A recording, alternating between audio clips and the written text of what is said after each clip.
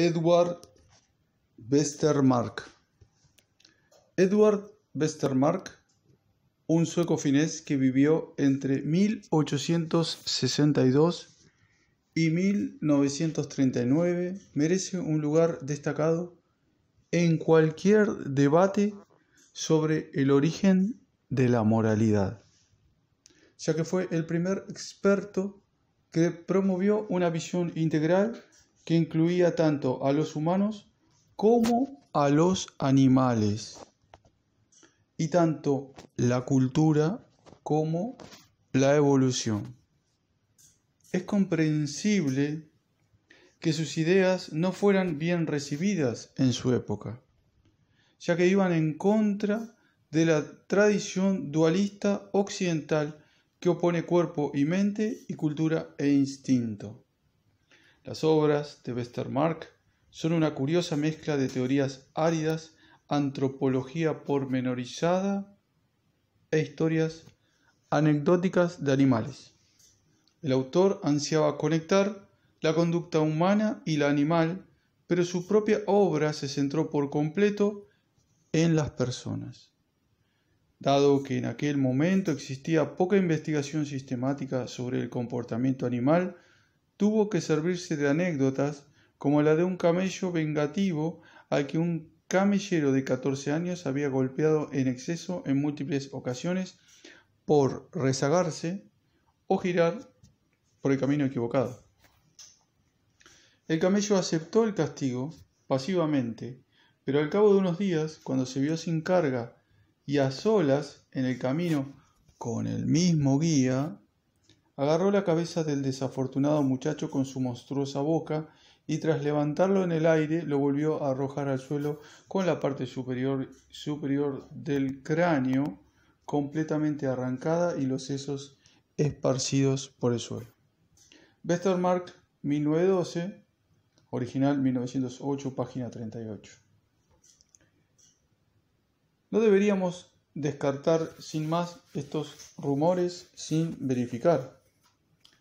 Las historias sobre venganzas retardadas abundan en los zoológicos, sobre todo entre simios y elefantes.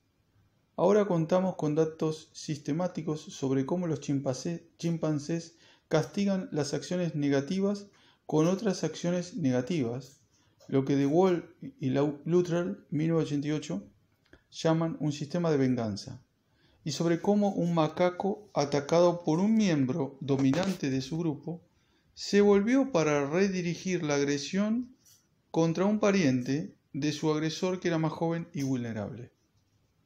Aureli y otros, 1992. Estas reacciones se incluyen en las emociones retributivas de Westermarck, pero para él el término retributivas va más allá de su connotación habitual de ajustar cuentas. También incluye emociones positivas como la gratitud y la devolución de servicios, al describir las emociones retributivas como la piedra angular de la moralidad. Westermarck intervino en la cuestión del origen de la misma, anticipándose a los debates modernos sobre ética evolutiva.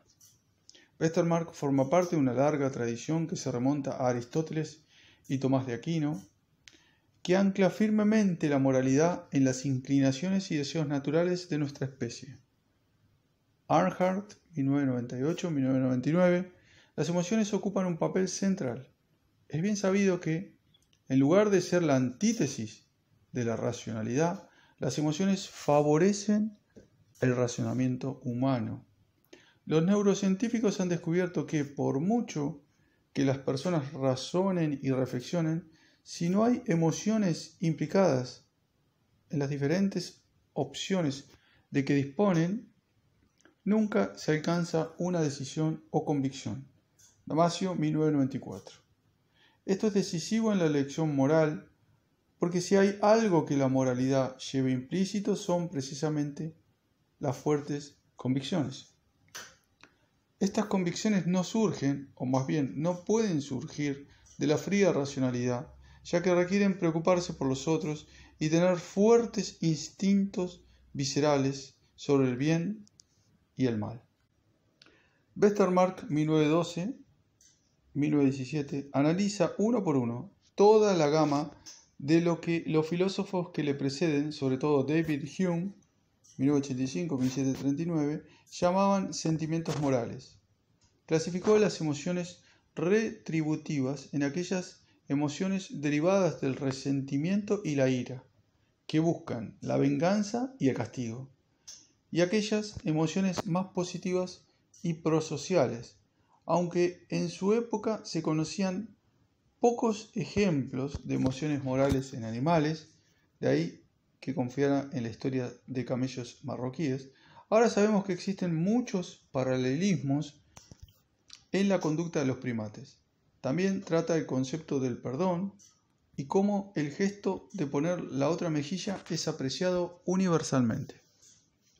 Los chimpancés se besan y abrazan después de pelearse, y estas supuestas reconciliaciones sirven para preservar la paz dentro de la comunidad. De Walt y Van Roosmalen, 1979.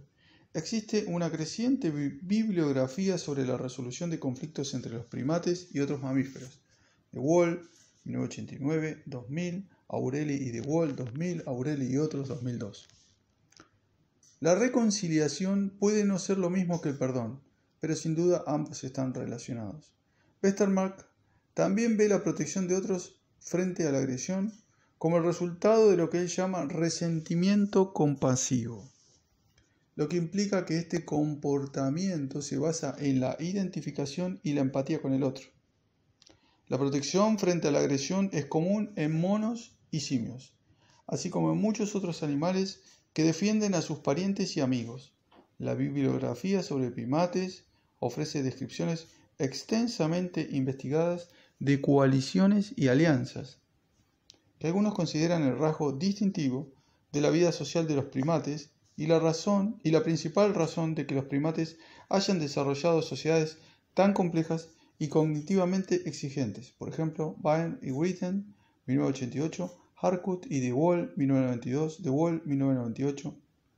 Del mismo modo, las emociones retributivas amables, el deseo de proporcionar placer a cambio de placer, Westermarck, 1912, tienen un evidente paralelismo con lo que ahora llamamos altruismo recíproco, como la tendencia a corresponder del mismo modo a quienes nos han prestado ayuda. Westermarck añade la sanción moral como una emoción retributiva amable, de ahí que sea un componente del altruismo recíproco. Estas ideas preceden a los debates sobre la reciprocidad indirecta en los estudios modernos sobre ética evolutiva, que versan sobre la construcción de la reputación dentro de la comunidad. Por ejemplo, Alexander, 1987. Resulta asombroso comprobar que muchas cuestiones planteadas por autores contemporáneos, expresadas en términos algo diferentes, ya están presentes en los escritos de este sueco finés de hace un siglo. Quizás la parte más perspicaz de la obra de Westermarck sea aquella en la que trata de abordar la cuestión de qué es lo que define a una emoción moral como moral. Aquí demuestra que en estas emociones hay algo que trasciende los puros instintos viscerales, como cuando explica que estas emociones se diferencian de las emociones afines no morales por su desinterés, aparente imparcialidad y aire de generalidad. Westermarck, 1917, páginas 738-739.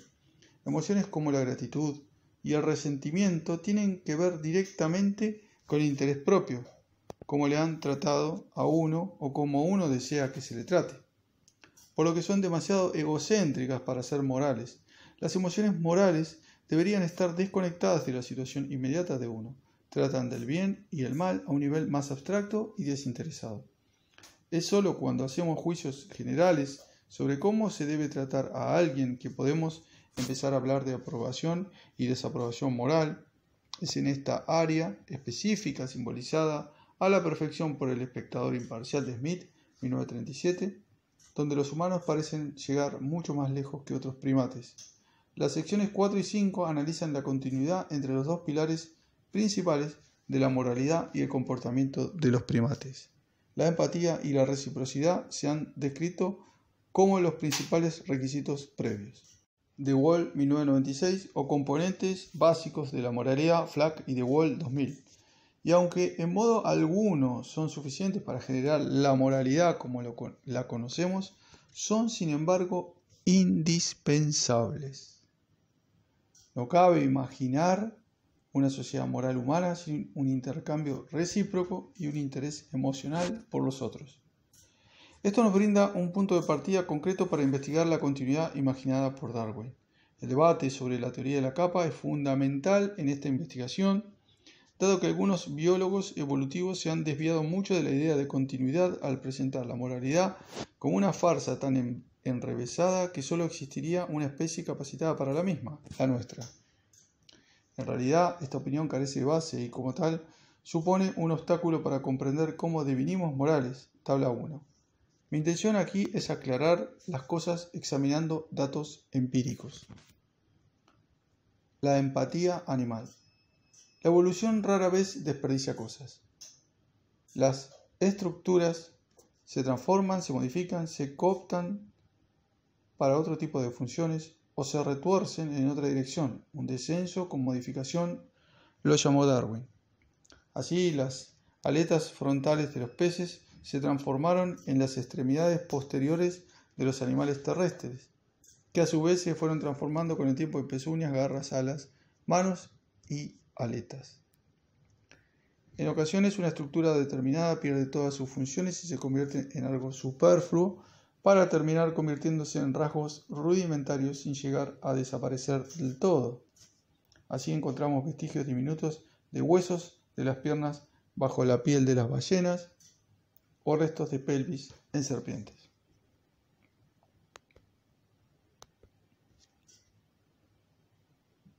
Aquí está la teoría, el cuadro. Teoría de la capa, origen Huxley, evolución de la ética, Darwin, defensores Richard Dawkins, George William, Robert Wright, de la otra Westermarck, Wilson, Haidt. Es del tipo dualista, la teoría de la capa, sitúa a los humanos en contra de los animales, cultura frente a la naturaleza, la moralidad es algo que se elige. La evolución de la ética es unitaria, postula la existencia de una continuidad entre la moralidad humana y las tendencias sociales de los animales. Las tendencias morales son producto de la evolución. La transición propuesta de la teoría de la capa de animal moral a humano moral y de la evolución de la ética de animal social a animal moral. Teoría. La teoría de la capa es una postura en busca de una formulación teórica, no ofrece explicación alguna sobre por qué los seres humanos son mejores de lo que es conveniente para sus genes egoístas. Y la teoría de la evolución de la ética son teorías de la selección de parientes, altruismo recíproco y sus derivados, justicia, construcción de la reputación, resolución de conflictos, sugieren cómo pudo darse la transición de animal social a animal moral. La evidencia empírica de la teoría de la capa, ninguna. De la teoría de la evolución de la ética, psicología, la moralidad humana tiene un fundamento emocional e intuitivo. Neurociencia, los dilemas morales activan áreas del cerebro emocionalmente implicadas. C. Comportamiento en primates, nuestros parientes muestran muchas de las tendencias que se han incorporado a la moralidad humana. Tabla 1. Comparación entre la teoría de la capa y una visión de la moralidad como resultado de los instintos sociales. Es por esto que para el biólogo el modelo de muñeca rusa resulta tan satisfactorio, especialmente cuando se le dota de una dimensión histórica. Tengo una muñeca rusa que por fuera muestra al presidente Vladimir Putin, tras el cual descubrimos por este orden: a Yeltsin, Gorbachev, Brezhnev, Khrushchev, Stalin y Lenin. Para la mayoría de los analistas políticos, encontrar al pequeño Lenin o Stalin dentro de Putin no ha de ser motivo de sorpresa. Lo mismo ocurre en los rasgos biológicos. Lo viejo siempre está presente en lo nuevo. Todo esto es importante en el debate sobre el origen de la empatía, puesto que el psicólogo tiende a ver el mundo con ojos diferentes a los del biólogo. En ocasiones, los psicólogos colocan nuestros rasgos más avanzados sobre un pedestal, ignorando o incluso negando los antecedentes más sencillos de los mismos. Creen así en el cambio brusco, al menos en lo que a nuestra especie se refiere. Esto nos conduce a explicaciones poco probables sobre los orígenes que postulan discontinuidades con respecto al lenguaje, del que se dice que resulta de un módulo único en el cerebro humano, por ejemplo, Pinker, 1994, o con respecto a la cognición humana, de la que se dice que tiene orígenes culturales, por ejemplo, Tomasello, 1999. Es cierto que las capacidades humanas pueden alcanzar cimas verdaderamente increíbles, como por ejemplo el hecho de que yo entienda que tú me entiendes, etc. Pero esta empatía reiterada, como la llaman los fenomenólogos, no es innata. Tanto desde el punto de vista del desarrollo como del de la evolución, las formas avanzadas de empatía se ven precedidas y surgen de otras formas más elementales de la misma. De hecho, bien podría decirse que las cosas son al revés. Greenspan y Shanker, 2004, proponen que, más que la aparición de la lengua y la cultura en nuestra especie, coincidente con el Big Bang y una posterior transformación del modo en que nos relacionamos con los demás, habría que buscar el origen de la lengua y la cultura en las tempranas conexiones emocionales y las protoconversaciones que se producen entre la madre y el hijo. En lugar de la empatía como meta, este podría haber sido el punto de partida. Los biólogos prefieren aquellas explicaciones que van de abajo arriba antes que las que van en dirección contraria, aun cuando sin duda haya espacio para estas últimas. Una vez que los procesos superiores de ordenación existen y modifican los procesos de la base, el sistema nervioso central es un buen ejemplo de este modo de procesamiento de arriba hacia abajo, tal como ocurre en el control en el que el córtex prefrontal ejerce sobre la memoria. La memoria no se localiza en el córtex prefrontal, pero podemos dar órdenes para recuperarla. Tomita y otros, 1999. Del mismo modo, la cultura y el lenguaje dan forma a las expresiones empáticas. La distinción entre ser el origen de y dar forma a es esencial. Y aquí sostendré que la empatía es la forma original y prelingüística de vinculación interindividual que solo de forma secundaria se ha visto sometida a la influencia del lenguaje y la cultura. Las explicaciones que van de lo más simple a lo más complejo son lo opuesto de las teorías Big Bang. Presuponen una continuidad entre el pasado y el presente, entre niños y adultos, humanos y animales, incluso entre humanos y los mamíferos más primitivos. Podemos presuponer que la empatía evolucionó en primera instancia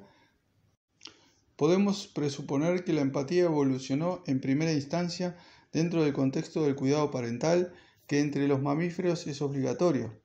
Abe Esfeld, 1974. McLean, 1985.